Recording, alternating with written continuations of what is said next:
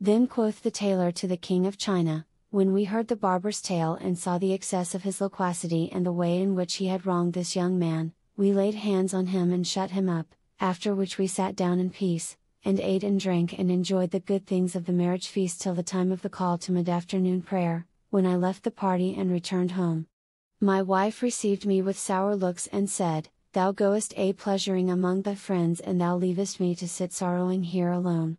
So now, unless thou take me abroad and let me have some amusement for the rest of the day, I will cut the rope and it will be the cause of my separation from thee. So I took her out and we amused ourselves till supper time, when we returned home and fell in with this hunchback who was brimful of drink and trolling out these rhymes. Clear's the wine, the cup's fine, like to like they combine. It is wine and not cup. 'Tis a cup and not wine.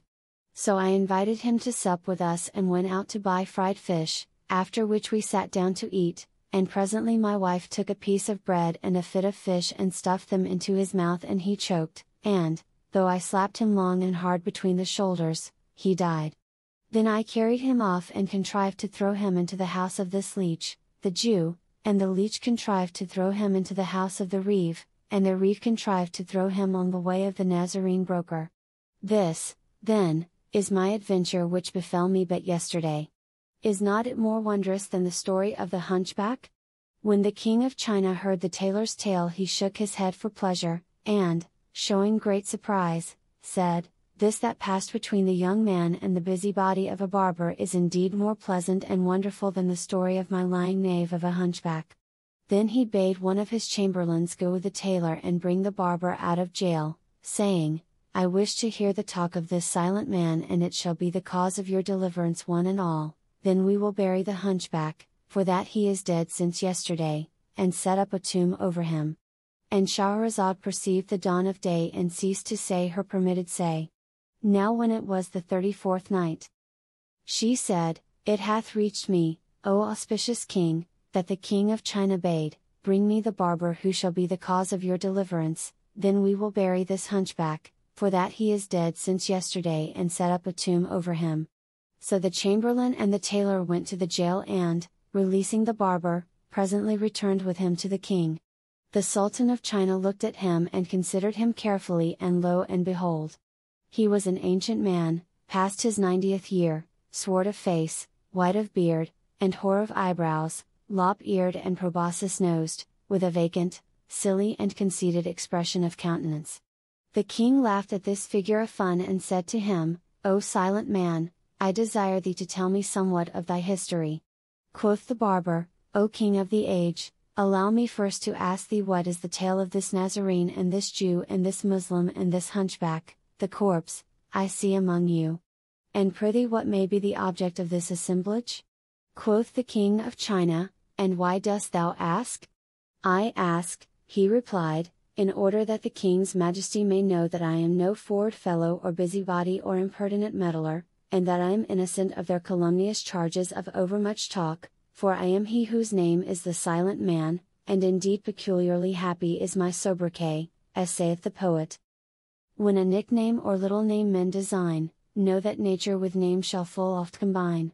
Then said the king, Explain to the barber the case of this hunchback and what befell him at supper time. Also repeat to him the stories told by the Nazarene, the Jew, the reeve, and the tailor, and of no avail to me is a twice told tale. They did his bidding, and the barber shook his head and said, By Allah, this is a marvel of marvels. Now uncover me the corpse of yonder hunchback.